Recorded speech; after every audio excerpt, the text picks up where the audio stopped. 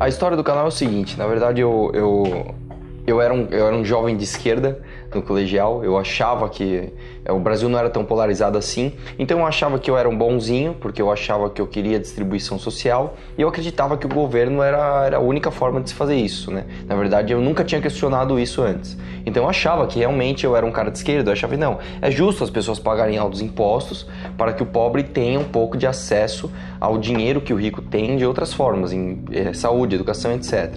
E eu achava que tudo era ruim só porque o governo era ruim, mas um dia melhorar, tal, etc. Eu também confiava no Estado.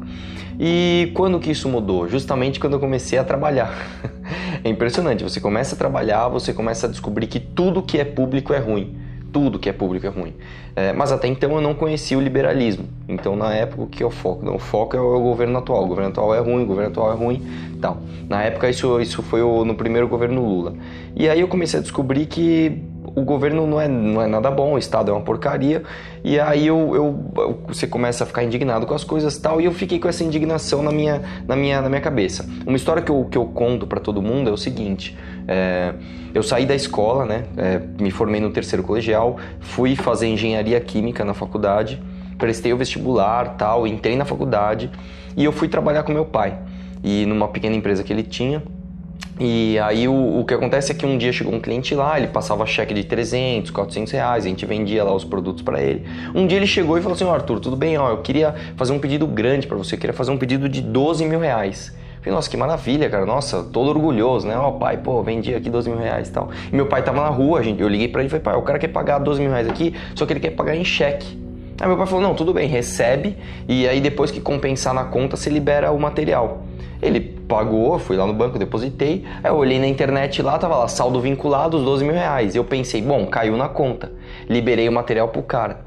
E aí depois os cheques voltaram sem fundo. Ou seja, qual que é a grande contradição disso? Eu saí da escola, prestei vestibular, estava fazendo engenharia química na faculdade e eu não sabia que um cheque levava 2 dias para compensar. Eu não sabia que saldo vinculado não era o dinheiro na conta. Ele ainda estava vinculado. Então, eu nesse momento, né, por uma dor de 12 mil reais, eu reparei como as coisas estavam contraditórias, né? E aí, evoluindo nisso, depois eu continuando trabalhando com meu pai e tal, a gente começou a ver outros negócios e tal. E eu lembro que um dia a gente estava procurando estacionamento para abrir e tal, e eu lembro que um dia eu cheguei com um negócio da China. Falei, pai, nossa, olha, eu fiz um puta negócio aqui, acho que vai dar certo e tal. Tem um contrato de aluguel assim, e ele falou, não, tá tudo lindo, só que o contrato de aluguel é só 4 anos, não é 5. Eu falei, qual que é a diferença, 1 ano a mais? Não, um contrato de 5 anos, você tem estabilidade, você ganha 5 mais 5, né? De acordo com o direito imobiliário. Um contrato de 4 anos, não. Acabou o contrato, você pode ser chutado para fora.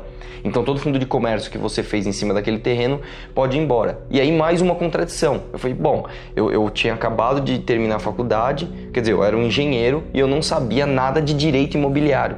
E aí eu comecei a pensar, poxa, a gente tem uma vida tão regrada academicamente, né? Você tem uma vida tão tecnicamente cheia de informações. Eu sabia, na época do vestibular, o que era uma mitocôndria, eu sabia fazer um cálculo de genética, eu saberia a probabilidade do meu filho nascer com olho azul se eu casasse com uma finlandesa, e eu não sabia que um cheque demorava 2 dias para cair, eu não sabia que um contrato de aluguel de 4 anos era completamente diferente de um contrato de aluguel de 5 anos. Então eu falei, alguma coisa está muito errada aqui.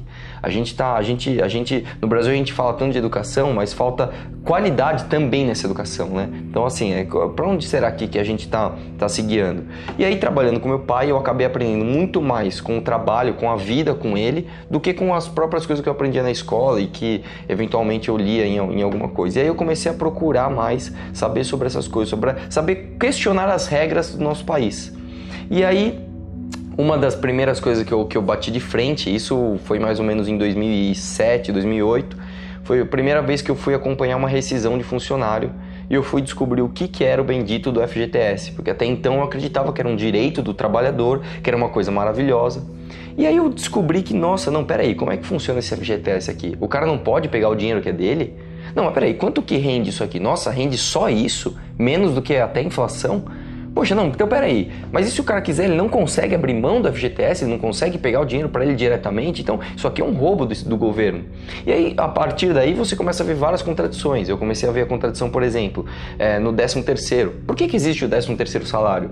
Ele é, na verdade, menos um dozeavos todo mês, não é um 13º. Não, então peraí, por que quando o cara tira férias ele recebe um terço a mais? E aí eu comecei a questionar essas coisas e comecei a falar, nossa, esse Brasil é muito errado, né? E isso ficou na minha cabeça. E aí foi indo, Deixa eu dar uma pausa aqui, tá muito comprido ou é assim mesmo? E aí o que aconteceu foi que quando chegou em 2015, eu já assistindo bastante documentários, lendo algumas coisas sobre isso, vendo alguns canais do YouTube, eu falei, você quer saber, cara? Eu vou fazer um canal meu e vou falar o que eu penso. Porque eu sempre fui aquele chato do Facebook, que manda textão, que comenta na timeline do outro, gera conflito, gera briga. Eu falei, você quer saber, eu vou fazer uns vídeos expondo o que eu penso, porque aí sempre que a gente cai nessas discussões entre amigos, eu falo, vê meu vídeo aqui sobre isso, é o que eu penso sobre isso. E aí eu fazia meus vídeos e tinha lá minhas 50, 60 visualizações, era eu falando com a câmera, eram vídeos chatos, cansativos e tal, e só quem assistia era meu amigo mesmo, era amigos meus mesmos, que a gente tava no meio da discussão lá e via o vídeo, entendi seu ponto de vista, a gente conversava sobre isso. E aí o negócio, na verdade, começou a crescer um pouquinho mais do que eu pensava, mas isso bem no começo. E aí eu lembro que aconteceu exatamente isso. A história da minha primeira manifestação foi exatamente isso, que é o que todo mundo pergunta. Porque o meu canal, ele cresceu a partir da primeira manifestação que eu fui. A partir dali, meu canal começou a crescer de maneira expressiva. Então, como que eu fui na minha primeira manifestação? A gente foi na manifestação contra Dilma, que foi uma manifestação gigante, eu não lembro qual delas que foi, mas foi lá pro mês 3 desse ano de 2016. E, aquela galera, tudo, manifestação, todo mundo na rua, etc. E aí, na hora de ir embora, tinha um grupo de petis, assim, eu tava meio que isolado já, indo embora pra casa, e o pessoal xingou, seus coxinhas, seu isso, seu aquilo. E aí um amigo meu que tava comigo falou, cara, que vontade de ir na manifestação dos caras fazer isso, ir lá xingar eles. E eu fiquei com essa ideia na cabeça, vamos lá xingar os caras, que absurdo, vamos lá xingar também, não sei o que lá. E aí durante a semana que passou, eu amadureci essa ideia. Eu falei, eu vou lá xingar os caras, não tem nada a ver, né, Você vai gerar violência e tal. E aí desistimos dessa ideia. Eu lembro que era uma sexta-feira à noite, eu tava em casa. E aí, o pessoal tá lá. Nessa semana, o Lula tinha sido nomeado para a Casa Civil. E aí tinha muita gente batendo nisso, falando contra, e tinha muita gente a favor, não, o Lula tem que ir pra Casa Civil e tal, e o pessoal na rua lá, e eu lembro que a Paulista estava tomada pela manifestação, e aí eu pensei, esses caras estão manifestando lá, cara, eles não sabem nem o que é Casa Civil, eles defendem o Lula na Casa Civil, se você perguntar pra um cara lá, falar, o que é Casa Civil, o cara não vai saber dizer o que é. Aí é isso, cara. Eu vou com a câmera lá. Eu vou no foco de quem discorda de mim. Eu vou perguntar pra eles se eles sabem o que é a Casa Civil que eles estão defendendo. E aí eu fui com essa pergunta na cabeça. Fui com essa pergunta lá, fui lá falar com os caras. E aí ninguém sabia o que era a Casa Civil. Eu falei, aí começou a surgir outras perguntas. Eu vou perguntar o do FGTS. Uma coisa que eu já estou indignado desde que eu saí da faculdade há anos atrás. E também ninguém sabia. Então vou perguntar de outra coisa. E aí fiz várias perguntas e eu acabei fazendo um vídeo. Eu tenho um material bruto desse meu primeiro vídeo de 2h30. Quer dizer, eu fiquei 2h30 filmando gente não sabendo responder. E eu cheguei em casa, eu demorei acho que quase uns 10 dias para conseguir editar esse vídeo, que eu também não sou um editor de vídeo, fui lá trabalhando, e aí o meu vídeo ficava muito comprido, eu falava, nossa, eu tenho que diminuir esse vídeo, fui cortando, e eu acabei deixando ele num formato dinâmico, um formato legal, subi ele no YouTube, e o negócio foi bem. Foi muito melhor do que eu imaginava. O negócio acabou indo muito bem. E aí eu falei, nossa, eu vou fazer mais isso, eu vou em mais manifestações. E comecei aí. E aí o pessoal do MBL, Movimento Brasil Livre, entrou em contato comigo e falou, Arthur, a gente quer fazer uma parceria de divulgação com você. Como que funciona? Basicamente assim, eu vou lá, eu faço a pauta, eu vou na manifestação, eu filmo, eu edito, eu faço tudo. Eu ponho a marquinha do MBL e eles divulgam no site deles. Pode ser isso? Pode, vamos fazer. Então eu tinha contato com os caras, fiz, só que a divulgação que eles me trouxeram foi absurdamente grande. Então, a partir dali, o canal começou a crescer exponencialmente, começou a crescer muito. E aí eu me aproximei deles e eles começaram a me apresentar outras pautas. Ó, Arthur, além de você falar da manifestação contra o PT, tá tendo uma manifestação assim, tá tendo não sei o que lá do Uber, tá tendo... E eu comecei a fazer esse trabalho de campo e o negócio tomou uma proporção muito maior do que eu imaginava. E agora eu tô aqui dando essa entrevista para vocês. É isso. Olha, eu não sou um grande cientista político, mas na minha cabeça o que acontece é o seguinte, pela minha experiência de campo, as pessoas que vão se manifestar de esquerda, normalmente elas não são pessoas más. Nós não estamos falando de pessoas que querem roubar o nosso dinheiro. Não é um monte de Lula ali. Elas são pessoas que são massa de manobra de pessoas que querem roubar. Eu encontro pessoas boas, que querem realmente, que pensam além do seu próprio umbigo, que pensam no próximo, mas que eles caem no conto de fadas estatal. E aí, por que isso acontece? Eu acho que são diversos motivos, mas basicamente por causa de um negócio que até o Pondé fala bastante, que é o monopólio das virtudes. O cara acredita o seguinte, que tudo que é bom só pode ser esquerda.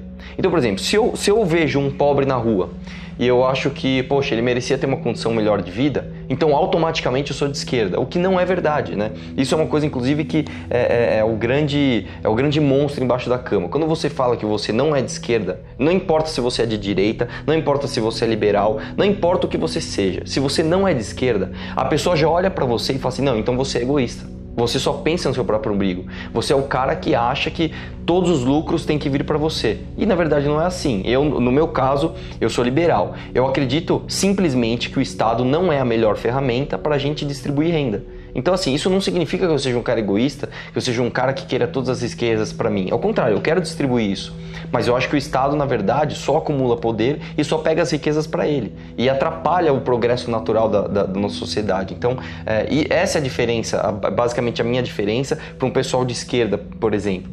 E assim, o que eu vejo na rua tal é que o pessoal já comprou o discurso da esquerda e fechou a mente para outras coisas. Então assim, eu sei porque eu tenho casos na família, por exemplo. Eu tenho uma tia que eu amo muito ela, a gente se adora, só que ela é pura esquerda. Então, sempre que eu falo para ela alguma coisa que não é de esquerda, algum ideal que não é de esquerda, ela já me rotula como, Arthur, você está agindo como um golpista, você está agindo como um fascista, você está agindo como tal pessoa. E dá um exemplo de uma pessoa egoísta que a gente conhece em comum, por exemplo. E não é o caso. Eu simplesmente não caí no conto de fadas que o Estado seja a melhor ferramenta para a gente distribuir renda e gerar melhores resultados para outras pessoas. Cara, eu acho que assim, gente manobrada tem em todos os lugares. A grande questão, na verdade, são duas. A primeira é que o nosso país está extremamente deslocado para a esquerda. Então a gente não tem um país no meio, onde a briga é igual para igual, e aí você consegue, não, vou fazer numa, vou fazer noutra. Não, o país é um país de esquerda, agora com o PT é mais de esquerda ainda, né? E assim, você vê as pessoas extremamente doutrinadas. Então assim, eu acho que a gente tem que tirar o país tanto dessa área de esquerda e jogar ele mais para o meio. Então todo mundo que está do outro lado, mesmo que mais à direita de mim, não é o momento agora da gente descredenciar essa luta. Então vamos pôr o país no meio e depois a gente questiona os extremos. É por isso que eu vou mais em manifestações de esquerda do que em outras manifestações. Em segundo lugar é o seguinte, eles são mais barulhentos, a esquerda é muito mais barulhenta do que qualquer outra ideologia que a gente vê por aqui. E aquela questão, cara, além disso, eu pelo menos, as únicas pessoas que eu vejo defendendo político corrupto de estimação é o pessoal da esquerda. Porque assim, o que a gente vê muito na direita é o pessoal falando, por exemplo, hoje em dia, em 2016, o grande nome é Bolsonaro, né? Bolsonaro isso, Bolsonaro aquilo. Mas a gente não tem um grande escândalo de corrupção envolvendo o Bolsonaro pra gente pegar aquele cara que sai na rua com a camiseta do Bolsonaro e questionar ele.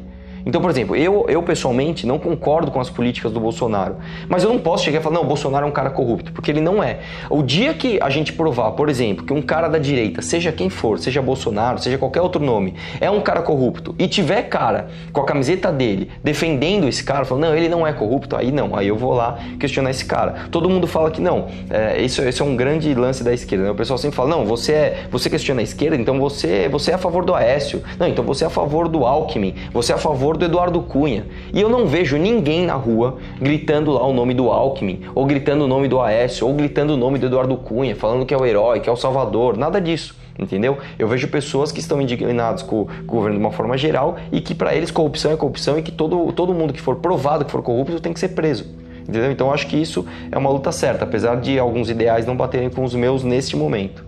É o seguinte, cara, como que funciona isso?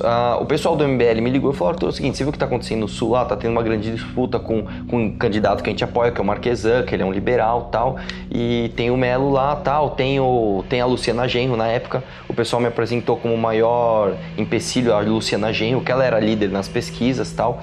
Então o que eu fiz? Eu falei, bom, será que dá tempo da gente ir pra Porto Alegre um dia? Pô, eu vou. Se der tempo, a gente se agenda aqui, se a gente se vira e eu vou. Beleza, então vamos embora.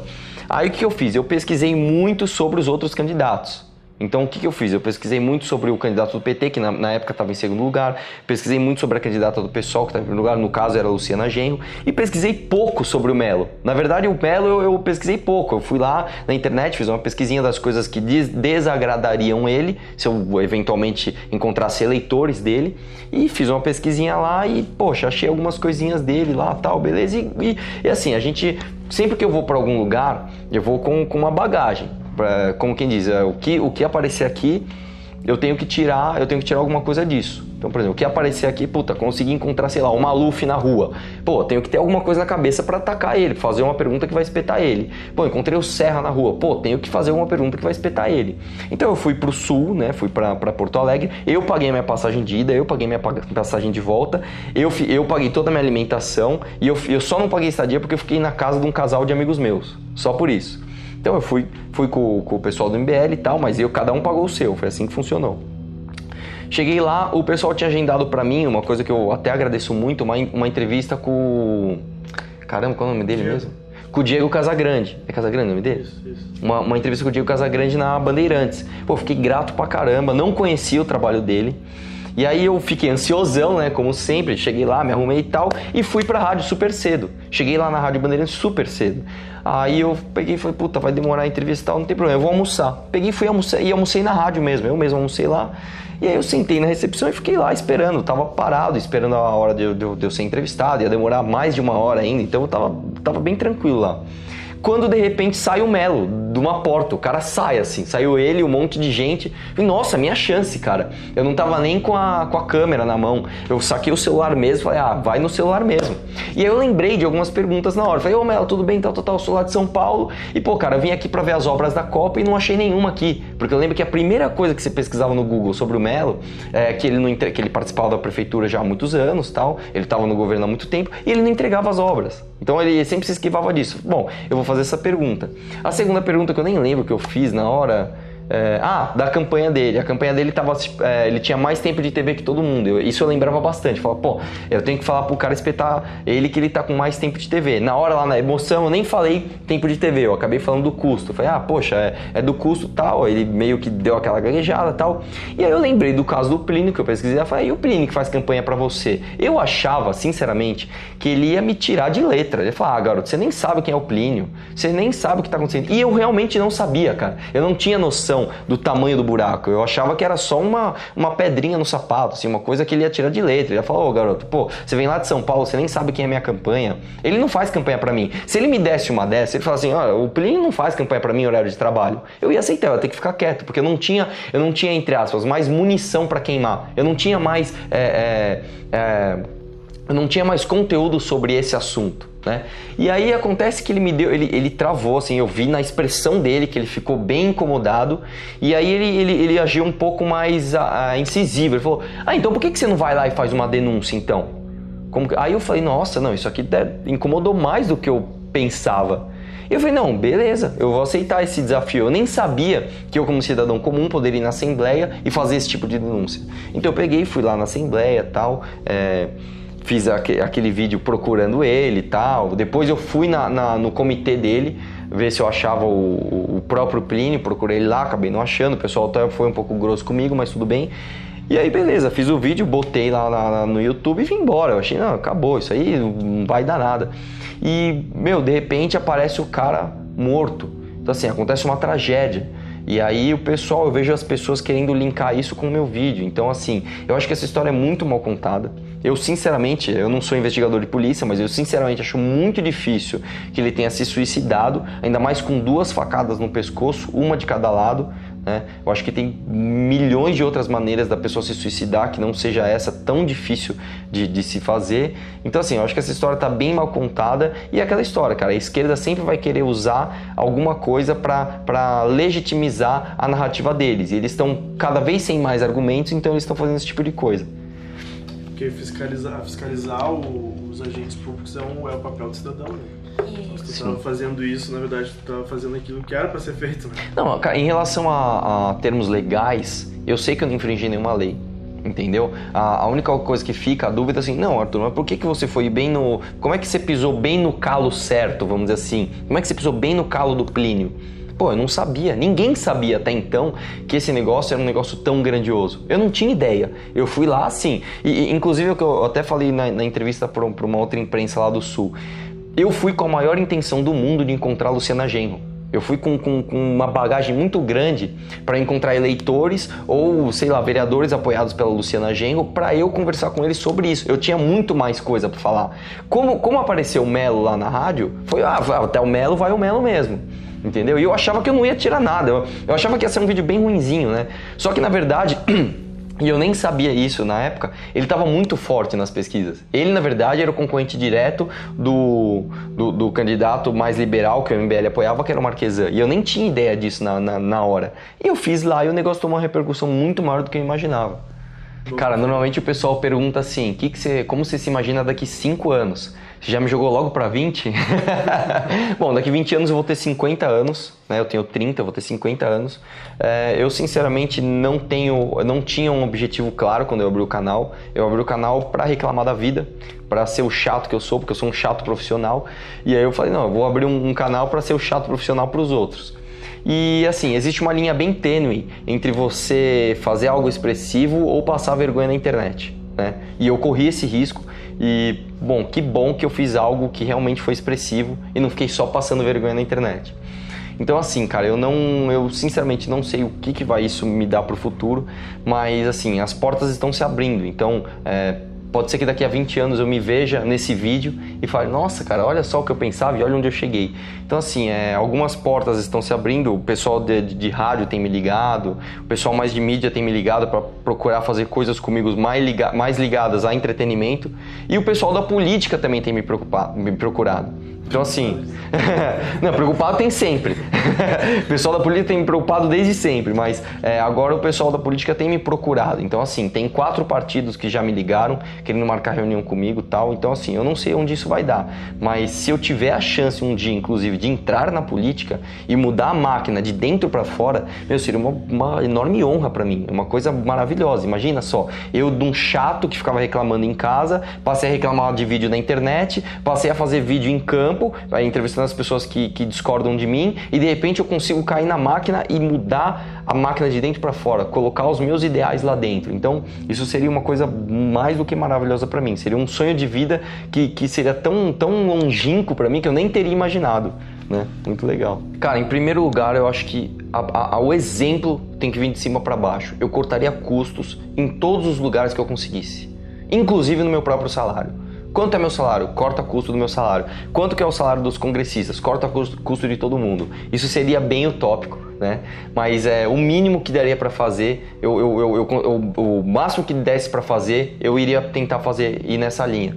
E tentar tirar o Estado da vida das pessoas. Tentar deixar o Estado onde ele realmente deve estar, que é garantindo saúde, educação e segurança. Só isso, né? E tentaria passar as propostas mais liberais possíveis. Então tudo que ajudaria o país a crescer como um país liberal.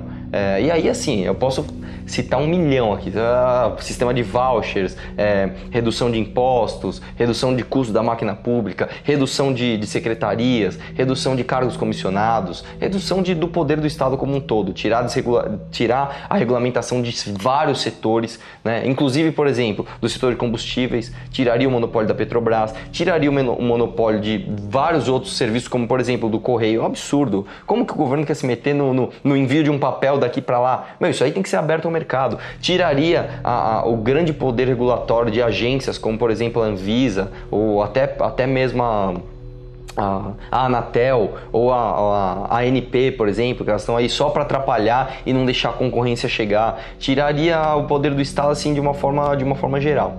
Seriam essas as minhas propostas. Cara, na verdade é o seguinte, eu tenho plano de continuar fazendo vídeo com todo mundo que discorda de mim. No momento, como o país está muito deslocado para a esquerda, eu pretendo fazer o máximo de barulho que eu puder contra esse pessoal da esquerda, contra as ideias de esquerda. Se um dia o país voltar a ser um país de extrema direita, por exemplo, se amanhã a gente caísse numa ditadura militar, você pode ter certeza, eu ia ser preso, mas eu ia lá questionar os militares com certeza. E todas as pessoas que apoiassem o autoritarismo de alguma forma.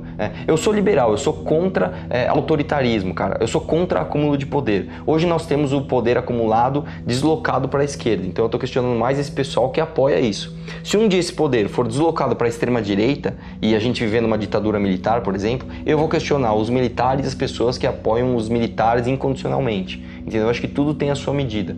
O dia que eu achar que tá muito deslocado para algum lado que eu não concordo, eu vou questionar essas pessoas também.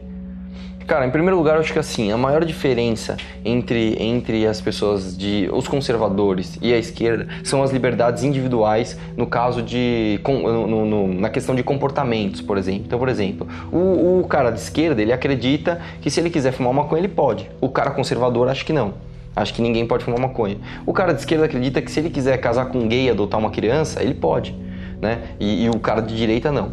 Isso é uma coisa que eu acho que assim, é mais intrínseca das pessoas. Então seria mais difícil você mudar essa cabeça das pessoas de direita, no caso de restringir as liberdades individuais deles.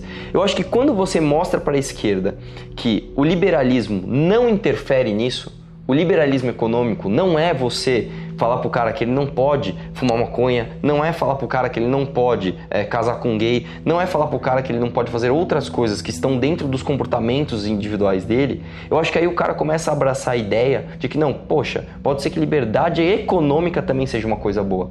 E é essa a diferença eu acho que é esse o caminho para o liberal conquistar esse pessoal de esquerda. Mostrar para ele que o que a gente prega, na verdade, é mais liberdade. Por exemplo, vou dar um exemplo simples. Se você chegar para um cara hoje de esquerda e falar que você é contra o bendito FGTS, o cara vai olhar para você e vai te achar um egoísta. Se você mostrar para ele por A mais B que você não quer tirar esse FGTS do trabalhador e dar para o patrão, na verdade você quer deixar esse dinheiro na mão do trabalhador diretamente, talvez o cara tenha a mente aberta para entender, não, então o que ele está pregando nesse caso é realmente mais liberdade. Entendeu? Então eu acho que esse é o caminho, é mostrar pro pessoal de esquerda que a gente não quer interferir no comportamento individual dele, a gente só quer mais liberdade econômica, entendeu? Cara, essa é uma coisa que todo mundo me pergunta. O nome do canal, assim, eu precisava de uma coisa fácil, curta, que tivesse uma pegada um pouquinho mais engraçada. E aí eu pensei o seguinte, cara, como meu canal trata de questionamentos, inclusive questionamentos inconvenientes, quem que é a primeira pessoa que você faz uma pergunta, inclusive inconveniente? É a sua mãe, não é? Então você vai lá e fala, mamãe, falei. É mais ou menos... Pode contar uma história aqui? Tem um pouquinho de baixaria, assim, uma coisa... Claro. Cara, o negócio é o seguinte, isso é uma coisa, inclusive, que me remete à minha infância. Uma vez, tava tendo uma festa de criança, assim, na minha casa, né? Era a festa do meu irmão. E eu lembro até hoje, a gente era todo mundo criança, todos os tios na sala, primo, todo mundo. E aí chegou o meu irmão e chegou pra minha mãe, assim, na frente de todo mundo e falou, mãe, por que meu pinto fica duro?